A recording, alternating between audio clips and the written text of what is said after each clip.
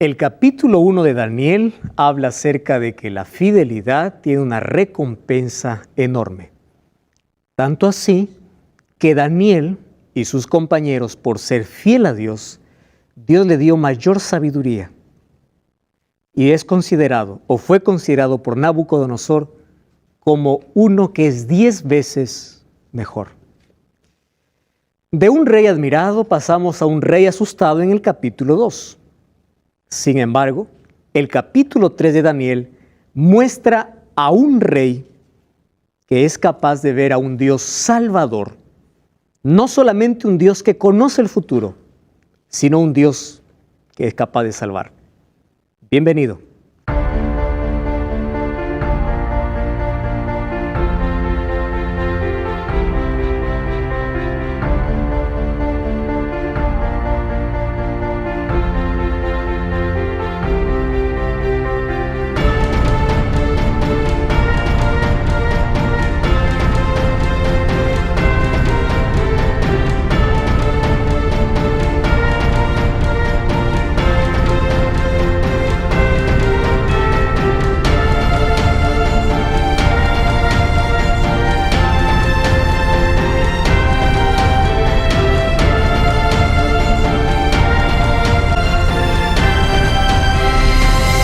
Gracias por acompañarnos aquí.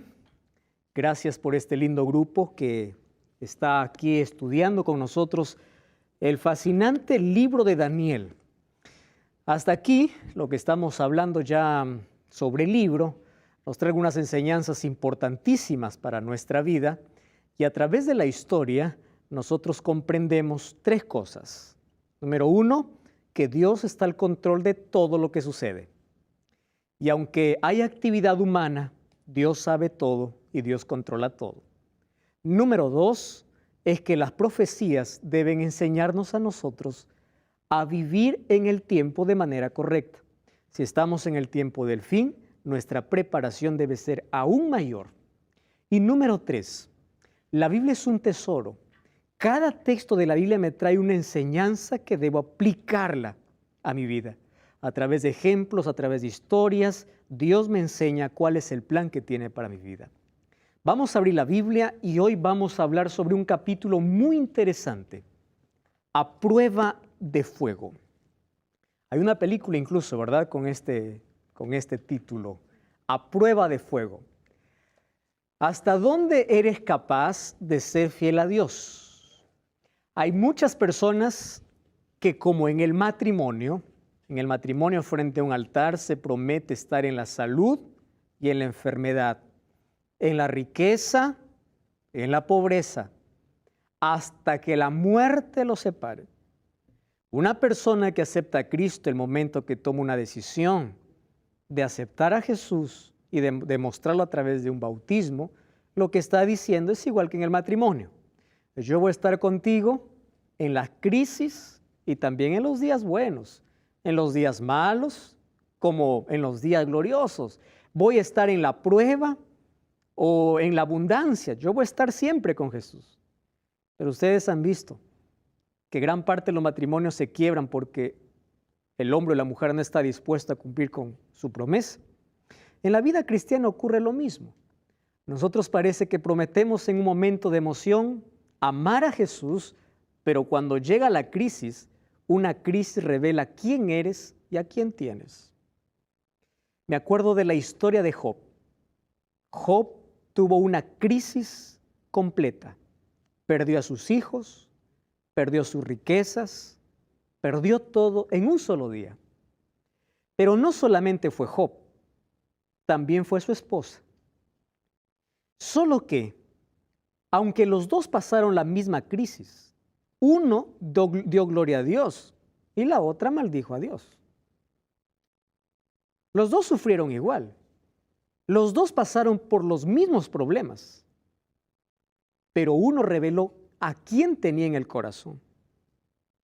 Y la otra también. Entonces, en las pruebas, en las dificultades, ¿seguimos amando a Dios? ¿Seguimos declarando de que Él es nuestro Dios? Conozco tantos cristianos que ante el mínimo detalle de la vida se alejan de Dios. Dicen, yo me alejo de Dios, me alejo de la iglesia, por culpa del líder, por culpa. Hoy vamos a ver una historia de una persona que llegó al límite de probar su fe aun cuando le amenazaron quitarle la vida. ¿Alguien te amenazó quitar la vida por seguir a la iglesia? Entonces, ¿por qué has abandonado la iglesia? ¿Por qué has abandonado a Cristo? ¿Por qué has abandonado tu fe? ¿Hasta dónde has sido capaz de poder revelar cuánto amas a Jesús? Sabes que cuando nosotros pasamos por el fuego de la vida, tenemos dos reacciones. La primera es como el oro. El oro cuando pasa por el fuego, brilla. Y la segunda es como un palo de leña. Un palo de leña cuando colocas al fuego, se hace cenizas. Entonces te pregunto, cuando vienen las aflicciones, los problemas, las críticas, las burlas, cuando venga la crisis a tu vida, ¿tu fe cómo está? ¿Como el oro puro o como un palo de leña? Vamos a abrir la Biblia y vamos a descubrir este fascinante capítulo. Y como siempre, aquí oramos antes de abrir la palabra de Dios. Querido Dios, gracias por darnos el privilegio de abrir tu palabra. Hoy la tenemos en nuestra mano, pero queremos que la coloques en nuestro corazón. Queremos vivir de acuerdo a esta verdad. Queremos entrar en ese proyecto maravilloso de salvación, en ese plan divino. Queremos formar parte de tu reino. Para ello, enséñanos y ayúdanos a ser fieles. En el nombre de Jesús. Amén. Vamos a abrir la Biblia en Daniel capítulo 3. Solo que antes del capítulo 3, quiero mostrarles los últimos versículos del capítulo 2. Daniel capítulo 2, allí el versículo 47, miren lo que dice el rey más poderoso de ese tiempo. Dice así, el rey habló a Daniel y dijo, ¿qué cosa dijo?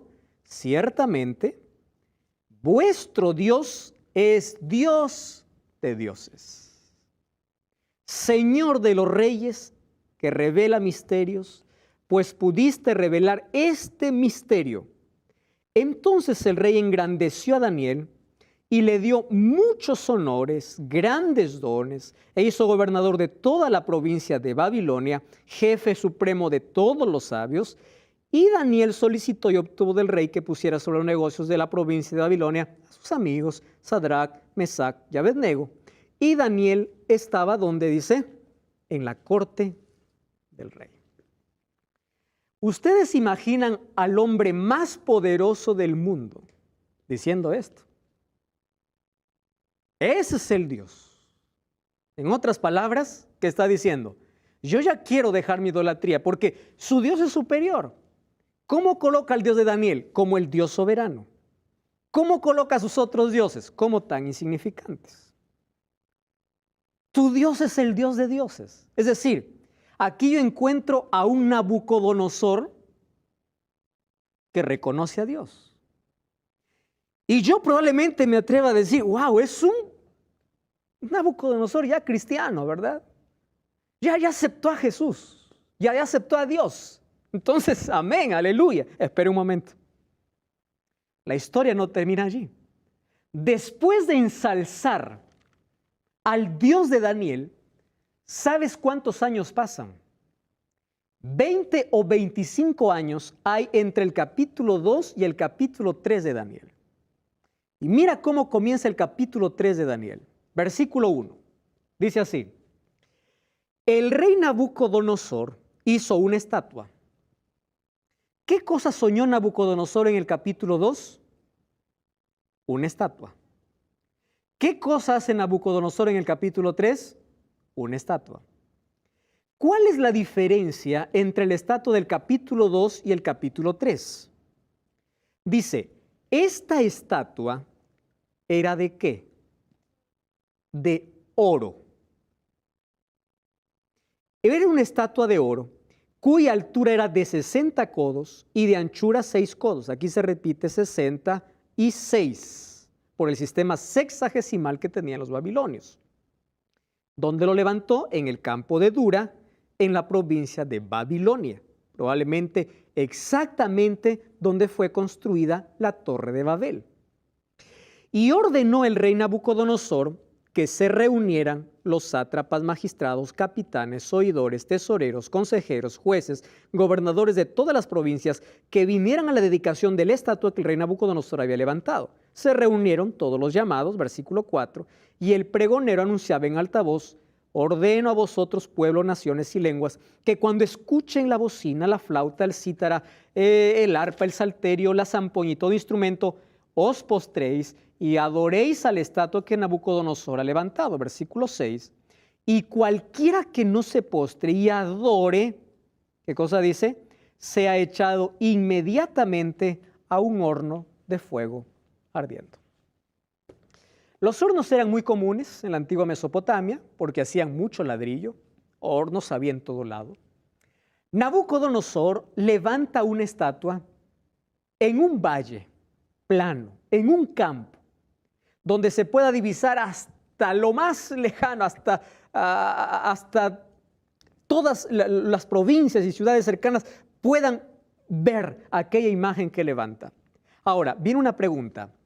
¿Cuál es la diferencia de la estatua del capítulo 2 y el capítulo 3? ¿Recuerdan ustedes? ¿Alguien quiere decir cuál es la diferencia entre las dos estatuas? ¿Recuerdan que la estatua del capítulo 2, cuántos metales tenía? 4 metales. Cabeza de oro, pecho de plata, vientre de bronce, piernas de hierro y pies de hierro mezclado con barro. ¿Y cómo es la estatua que levanta hoy Nabucodonosor? ¿Qué cosa dice? Él hace que toda la estatua sea de oro. Aquí viene la razón del asunto y por qué viene esta prueba ahora para los amigos de Daniel. Nabucodonosor en el capítulo 2 había comprendido que su reino pasaría. Ahora Nabucodonosor dice: ¿y si yo hago que mi reino sea para siempre? Yo no puedo cambiar mi sueño, pero puedo cambiar la imagen. Daniel me dijo que solo la cabeza era de oro, pero yo no quiero que la cabeza sea de oro. Yo quiero que de la cabeza a los pies sea de oro. ¿Qué estaba diciendo Nabucodonosor? Yo quiero que mi imperio nunca se acabe. En otras palabras, Nabucodonosor está yendo en contra de los planes de Dios, en contra de la profecía, en contra de una advertencia, en contra de la omnisciencia de Dios.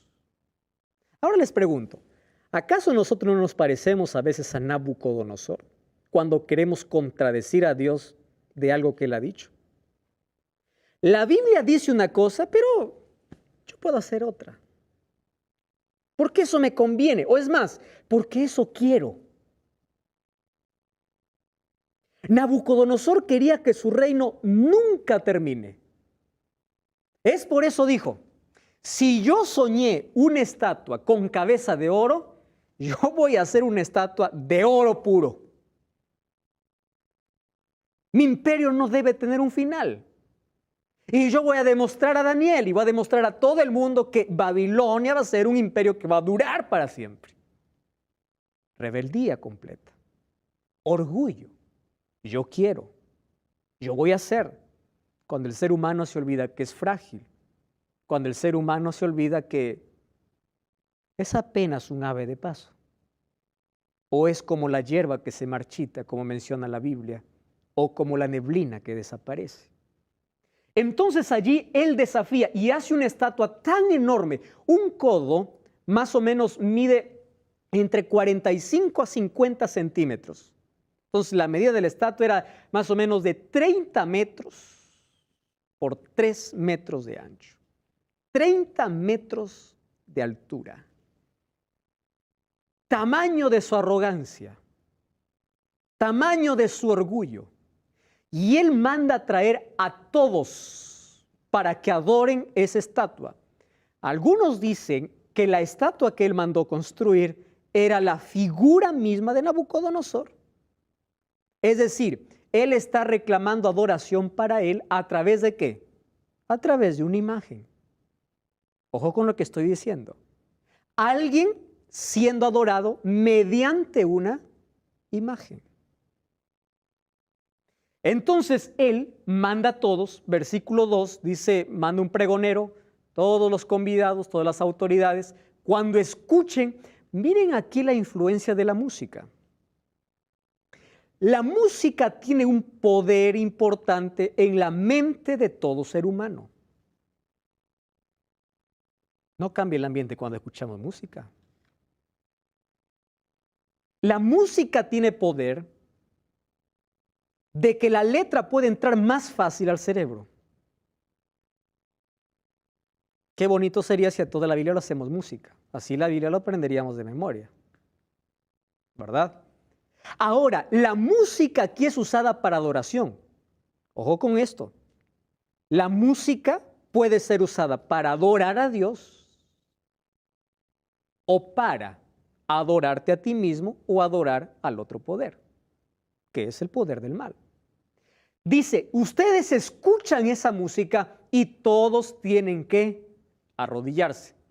¿Qué cosa está haciendo Nabucodonosor? Yo quiero que ustedes puedan aquí aprender algunos detalles que voy a repetir siempre. Número 1, Nabucodonosor estaba imponiendo una adoración.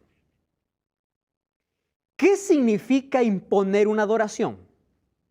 Yo te obligo a hacer aunque tú no quieras. ¿Acaso eso no hacemos con nuestros hijos cuando los bautizamos sin que ellos decidan? Yo voy a imponer lo que yo quiero. Te voy a imponer. Y Dios nunca acepta ni aceptará una religión por imposición. Jamás. Porque el hecho de aceptar a Cristo no tiene que ver, o Dios no quiere que sea por imposición, sino sea de manera voluntaria y por amor.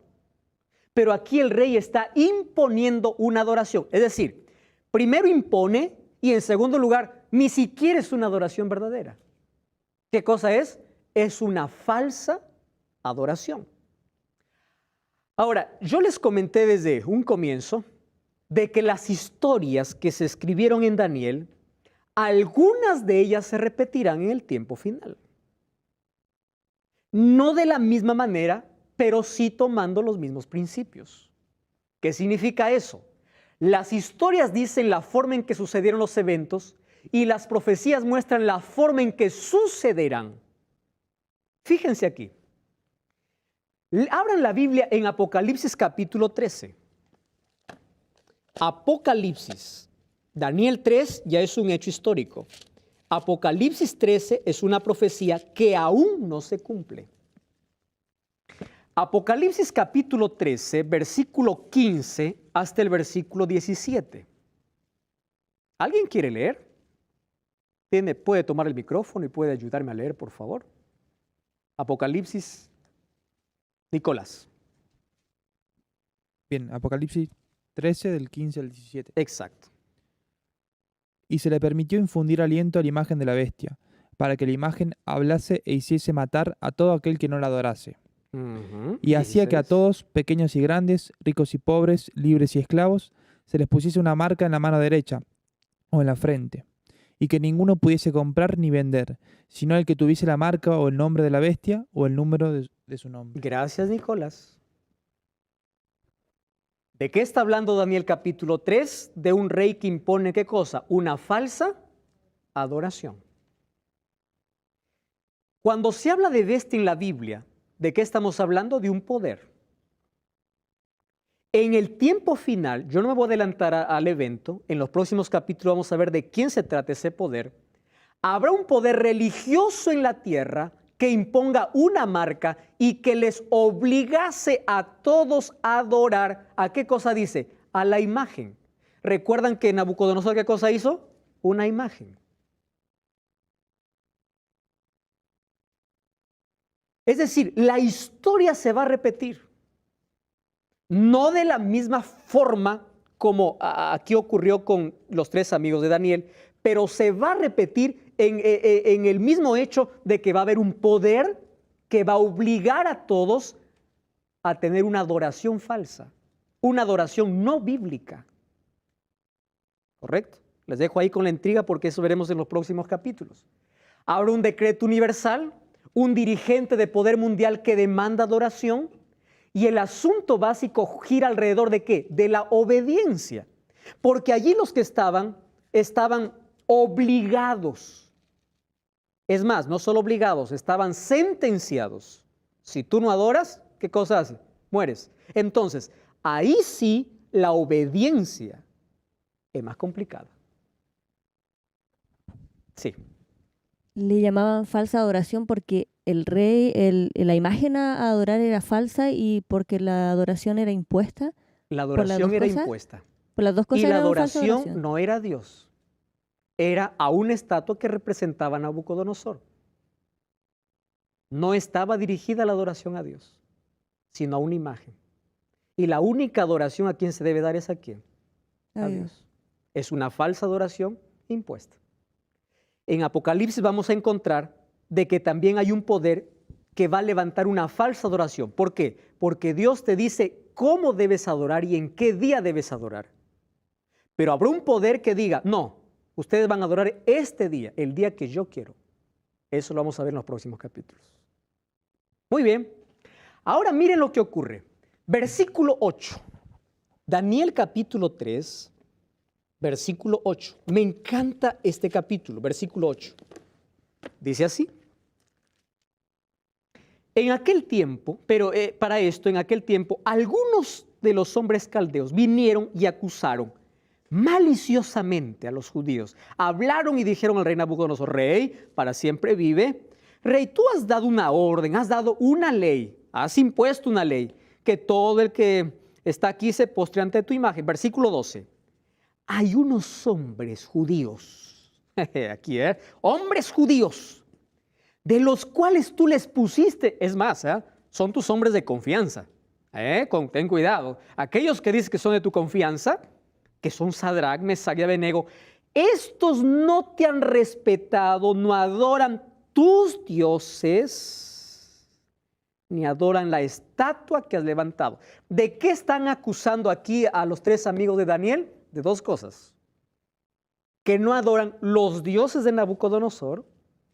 ¿Y qué más no adoran? La estatua que la ha levantado. Genial. La pregunta es, ¿por qué no obedecieron? Una persona me escribió hace un par de meses, diciéndome sobre este asunto, pastor, ¿hasta qué punto tenemos que obedecer a las autoridades? Y me sacó este texto. ¿Acaso la Biblia no dice en Romanos 13, sométase toda persona a las autoridades superior, porque no hay autoridad sino de parte de Dios y las que hay por Dios? Entonces, dice, pastor, si el presidente me dice, la Biblia me dice que le obedezca, entonces yo voy a hacer lo que el presidente diga. Porque incluso sacan un texto bíblico, ¿verdad? La Biblia dice, sométete a toda autoridad. Ahora, vamos a analizar el texto. Me encanta este análisis. ¿Qué dice? Sométase a toda persona a la autoridad, ¿qué cosa? Superior. Ahora les pregunto, ¿quién es más superior que cualquier autoridad? Dios. ¿Hay que respetar a las autoridades? Sí. Pero cuando las autoridades se colocan por encima de los principios de Dios, yo respeto a la autoridad mayor. ¿Quién es la autoridad mayor? Dios.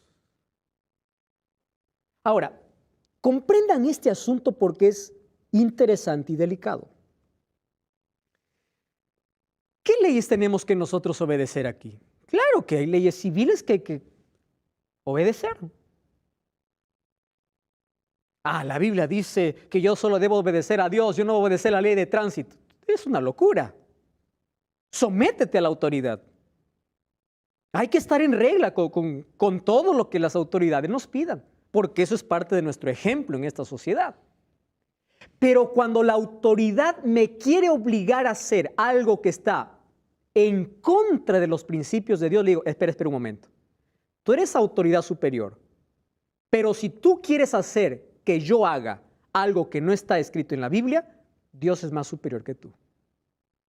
Es por eso que la Biblia también dice, es necesario obedecer a Dios antes que a los hombres.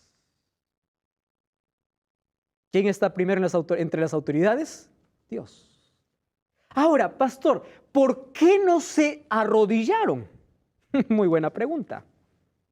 Vamos a Éxodo capítulo 20. Éxodo capítulo 20, versículo 3 hasta el versículo 5. Dice así, Éxodo 23. No tendrás dioses ajenos delante de mí. Versículo 4. No te harás imagen ni ninguna semejanza de lo que esté en el cielo, ni abajo en la tierra, ni en las aguas debajo de la tierra. No te inclinarás a ellas, ni las honrarás. En otras palabras, ni las venerarás. ¿Correcto? Porque yo soy Jehová tu Dios, fuerte, celoso, que visito la maldad de los padres sobre los hijos, hasta la tercera y cuarta generación de los que me aborrecen, y hago misericordia de millares de los que me aman y guardan mis mandamientos. ¿Eso estaba claro para los judíos, sí o no? Muy claro. Esto formaba parte, ¿qué cosa? De la ley. ¿Quién escribió esta ley? ¿Moisés? Vamos a Éxodo capítulo 31, versículo 18. Éxodo capítulo 31, versículo 18, dice así. Y dio a Moisés, cuando acabó de hablar con él en el monte Sinaí, 2 tablas de testimonio, tablas de piedra, escritas ¿por quién? Por el dedo de Dios. Entonces, en esa ley que Dios escribió, ¿qué cosa decía el mandamiento? No te harás imagen ni escultura, ni te arrodillarás, ni venerarás, ni adorarás, porque yo soy tu Dios. Estamos hablando acerca de este capítulo interesante, del capítulo 3 del libro de Daniel. Ellos no se arrodillaron, estamos hablando de los 3 amigos de Daniel, que no se arrodillaron delante de una estatua, porque la palabra de Dios o la ley de Dios, escrito por el dedo de Dios, ¿qué cosa decía? No te harás imagen. Si vamos a Salmos y vamos a Isaías, vamos a encontrar varios textos que dice, ¿de qué sirve adorar estatuas o imágenes hechas por mano de hombre? Tienen ojos y no ven, tienen pies y no caminan. Claro, no caminan porque hay que cargarlo. Entonces, la idolatría es totalmente desechada de la palabra de Dios. Sin embargo, miren lo que dice el libro de Levítico, capítulo 26, versículo 1. Porque hay algunos que dicen, bueno, pero ¿qué de malo tiene una pinturita por ahí, la imagen de algo? Versículo 1 del capítulo 26 dice, no haréis para vosotros ídolos ni esculturas, ni os levantaréis estatua, ni pondréis en vuestra tierra piedra pintada para inclinarnos a ella. Yo soy Jehová vuestro Dios. Está claro el asunto. Muy claro. No te harás imagen. No, pastor, lo que pasa es que yo no adoro una imagen. Yo adoro a un santo. Puede ser que alguien esté pensando eso. Bueno, y es que las personas, un santo cuando muere, pastor, puede interceder por mí.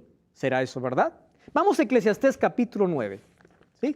Eclesiastés, Antiguo Testamento, capítulo 9, versículo 5. Miren lo que dice. Los vivos saben que han de morir, pero los muertos nada saben. No tienen recompensa, su memoria cae en el olvido. Y miren lo que dice. Perece su amor, su odio, su envidia. Nunca más tendrán parte en todo lo que se hace debajo del sol. Ahora les pregunto, ¿un muerto podrá interceder? No. No, pastor, lo que pasa es que cuando uno muere se va al cielo. Vamos a ver 2 de Timoteo. 2 de Timoteo, capítulo 4. Miren lo que dice. Esto es interesante. 2 de Timoteo, capítulo 4, versículo 7 y versículo 8. 2 de Timoteo, capítulo 4, versículo 7. Dice, ¿saben quién está escribiendo aquí? Pablo. He peleado la batalla, he acabado la carrera, he guardado la fe. Por lo demás, me está reservada la corona de justicia, el cual me dará el Señor juez justo. ¿Cuándo? En aquel día. ¿De qué día está hablando Pablo? De la vuelta de Cristo. Y no solo a mí, sino a todos los que aman su venida. ¿Qué está diciendo? Ah, cuando uno muere va a disfrutar de la gloria. Entonces, ¿por qué hay que rezar a Pedro, a Pablo, si ellos también están en su tumba esperando aquel día? Aquel día. ¿Cuál es el problema de adoración a estatuas? Una persona muy sincera me escribió hace unos días diciendo, pastor, usted está muy equivocado cuando habla de que nosotros adoramos estatuas. Nosotros no adoramos, sino nosotros veneramos. Y yo les voy a mostrar un texto de Juan Pablo II para ver si esto es verdad. ¿Correcto? Miren, es un texto que yo no lo inventé. Está escrito en el libro Los íconos hablan de la historia del cristianismo. Dice así. Una misteriosa presencia del prototipo trascendente pareciera como si fuera transferida a la imagen sagrada. La contemplación devota de una imagen parece de esta manera como un sendero real de, ¿qué dice? De purificación. Esto no es veneración. Esto es adoración. De purificación del alma del creyente. Porque la misma imagen bendecida por un sacerdote puede en cierto sentido ser considerado un canal de gracia divina. ¿Y dónde queda 1 Timoteo? Que el único canal de gracia divina es Cristo. Jesús dijo, yo soy el camino, la verdad y la vida. Hechos 4:12 dice, en ninguno otro hay salvación. La única gracia divina que yo recibo es de Cristo, no de una imagen. Ahora entienden que esto no se trata de una veneración, sino de adoración. Correcto. Vamos a continuar con la historia. Nabucodonosor, cuando escucha esto, empieza a llamar ¿a quién? A los tres. Y miren, aquí hay algo bueno en Nabucodonosor. Nabucodonosor no es de aquellos que escuchan y dicen, ya, de frente voy a actuar. No, no, no. Llama y habla, conversa, dialoga y le dice, ¿es verdad, Sadrach, Mesach y Abednego, que vosotros no honráis a mi Dios, ni adoráis la estatua que yo he levantado?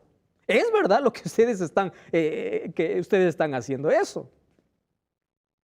Muy bien, dice, vamos a llegar a un acuerdo. Ustedes saben que el mayor negociador es el diablo.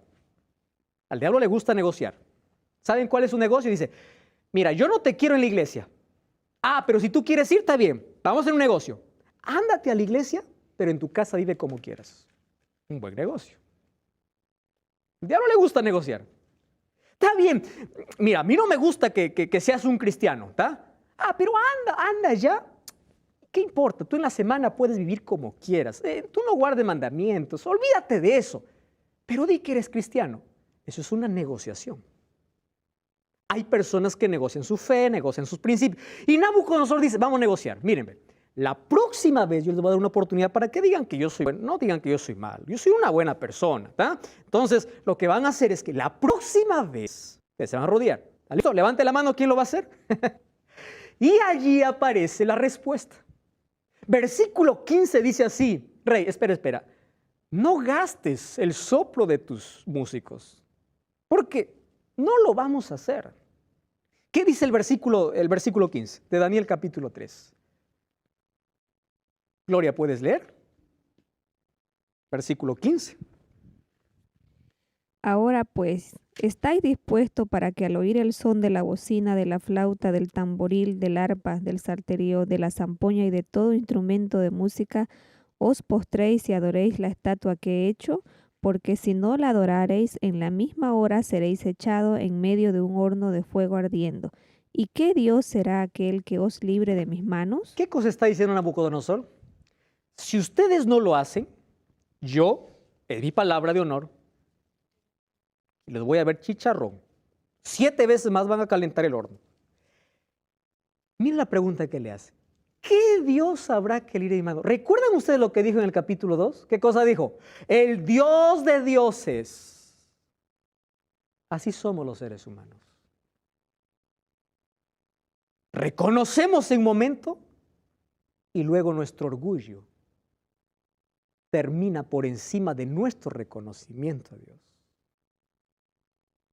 ¿Qué Dios? Y el versículo 16, ¿puedes, ¿qué versículo leíste? 15, muy bien, versículo 15. Versículo 16, wow. Sadrac, Mesach y Abednego respondieron al rey diciendo, no es necesario que te respondamos. ¿Sabes, Nabucodonosor? Nuestra decisión está tomada. Nuestro Dios a quien servimos puede librarnos del horno de tus manos. Versículo 18. Y si no, has de saber, oh rey, que no serviremos a tus dioses, ni nos arrodillaremos delante de tu estatua. Presten atención, porque para mí este es el texto más fuerte. ¿Saben lo que están diciendo estos muchachos? Así. Dios nos puede librar, pero si no lo hace, yo seguiré siendo fiel. Queridos, eso es fidelidad a prueba de fuego. Hay personas que dicen, ¿y Dios por qué no me libró? Tantas personas con solo preguntas, pero nunca demuestran su fe. Hay tantos cristianos en este mundo que solo están esperando milagros. Muchos incluso hasta quieren chantajear a Dios diciendo, si tú no haces este milagro no te sirvo. Muchos abandonan la fe porque su oración no es respondida. Estos jóvenes dijeron, aun si Dios no quiere en su soberanía, nosotros moriremos siendo fieles. Esto es fidelidad. Esto es aceptar la soberanía de Dios. Dios puede hacerlo. Y si no lo hace, yo sigo creyendo en ese Dios. Pastor, ¿por qué hay tanta tragedia? ¿Por qué mi hijo murió? Dios pudo haberlo librado del accidente. Dios pudo haberlo librado. Pero si no lo libró, aún así, sigue siendo fiel a Dios. Pastor, Dios pudo evitar que pueda perder mi trabajo. Lo pudo evitar. Pero si no lo hizo, aún así sigue siendo fiel a Dios. Esto es lo que me enseña aquí los tres amigos de Daniel. Estaban allí. Esto es una decisión que no lo tomaron en ese momento. Ellos en su casa oraron y se pusieron en las manos de Dios y dijeron, Señor, vamos a probar nuestra fe. ¿Saben una cosa? Un cristiano tiene que estar preparado, no en la hora de la prueba, sino antes que venga la prueba. Y la preparación es a través del estudio de la Biblia. Una persona que espera la prueba para enfrentarla no va a soportar. Una persona que se prepara para enfrentar la prueba va a salir victorioso de la prueba. Estos hombres tomaron la decisión en su casa, fueron preparados. Por eso le dijeron, mira Daniel, Nabucodonosor, no necesitas darnos oportunidad, porque la decisión está hecha. Queridos, hay decisiones que no deben esperar. Y es la decisión cuando elegimos por Jesús. Esa es la decisión que no podemos esperar. Nabucodonosor se llenó de ira, demudó su aspecto de su rostro. ¿Y qué cosa sucedió? Los echó. Ahora fíjense, si nosotros comparamos Daniel 3 con Apocalipsis 13, vamos a encontrar la misma similitud. Por ejemplo, Daniel 3 habla de un soberano poderoso. Apocalipsis 13 habla de un soberano. Daniel 3 habla de una imagen falsa, Apocalipsis también. Daniel 3 habla de una adoración forzada, Apocalipsis también. De una unión de iglesia y Estado. ¿Qué cosa está haciendo Nabucodonosor? Está uniendo la política con la religión. Porque ¿qué cosa está buscando? Adoración. ¿Usando qué cosa? Sus poderes. ¿Eso no es unir la política con la religión? Eso ocurrirá muy pronto. Siguiente, habrá una pena de muerte. Y así como estos tres muchachos, los hijos de Dios que guardan los mandamientos de Dios, tendrán que ser fieles en esa hora de prueba. ¿Qué sucedió con estos muchachos? Se fueron al horno. ¿Qué ocurrió en el horno? Nabucodonosor se espantó, dice el versículo 24 y 25, y dijo a los de su consejo, ¿no echaron 3? Yo veo 4. Y dice, y el aspecto del cuarto es semejante a ¿quién? Al Hijo de los dioses. Yo les pregunto, ¿quién estaba con estos 3 muchachos allí en el horno de fuego? Cristo. Pastor, ¿y dónde estaba Daniel? ¿Por qué habla solo de los 3 amigos? Probablemente Daniel fue enviado a hacer negocios por la responsabilidad y función que tenía. Porque si Daniel hubiese estado allí, también hubiese ido al horno. Porque él fue fiel en la alimentación, mucho más lo haría frente a una estatua.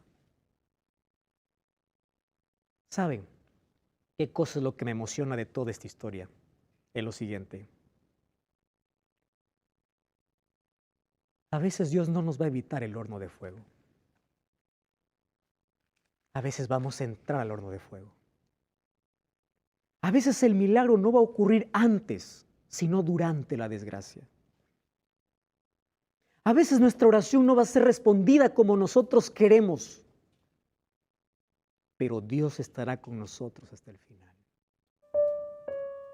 Dios nunca te prometió una vida sin dolor. Nunca. Nunca te prometió que en la vida tú no vas a perder el empleo, o no vas a pasar por una tragedia, o no te vas a enfermar. No. A veces es necesario pasar por el horno de fuego para que nuestra fe sea probada. Pero quiero que sepas algo. Dios estará contigo dentro del horno de fuego. Dentro de esa inundación donde perdiste todo. Dentro de esa desgracia en la cual entraste en esta vida. Tú no estás solo. Dios está contigo. El mismo Dios de Sadrach, Mesach y Abednego es el Dios que te acompaña. Es el Dios que te abraza. Es el Dios que recompensa tu fidelidad. Es el Dios que sabe hasta dónde alcanza tu fe. Ese es el Dios que desciende para librarte. Ahora Dios se muestra a Nabucodonosor como el Dios libertador, como el Dios que puede salvar a sus hijos, como el Dios que, aunque no puede evitar el dolor, Él está en ese momento cuando ellos más lo necesitan. Entonces, nosotros tenemos que tomar una decisión. Y la decisión es que tenemos que ser fiel a los principios de Dios, aun cuando nuestra vida esté en peligro. Jesús dijo, ¿de qué sirve ganar todo el mundo si finalmente te vas a perder? O mejor, es mejor perder todo en esta vida, pero nunca perder la fe. En algún momento de la vida vas a perder todo, pero no pierdas tu fe en Dios. Daniel capítulo 3, versículo 29. Nabucodonosor una vez más se queda asombrado. Versículo 28 dice, bendito sea el Dios de Sadrach, Mesach y Abednego, que envió a su ángel para librar a sus siervos. ¿Sabes por qué? Porque ellos prefirieron creer en Dios antes que un hombre. Nuestra fe va a ser probada. ¿De parte de quién estarás? ¿Obedecerás un decreto o obedecerás la ley de Dios? Yo estoy pensando en aquellos hombres que fueron capaces de dar su vida, como Juan Hus, Jerónimo, pero nunca retractar de su fe. Muchos murieron en la hoguera. Miles de cristianos fueron ahogados, descuartizados, despellejados. Miles de personas fueron echados a una hoguera y allí murieron cantando, porque para ellos su fe era superior a cualquier crisis. Entonces no importa el problema que estés pasando, no justifica para que abandones tu fe. Sigue siendo fiel a Dios. Aférrate a las promesas de Dios, porque si Él no te libró del horno de fuego, es porque está contigo en medio de ese horno.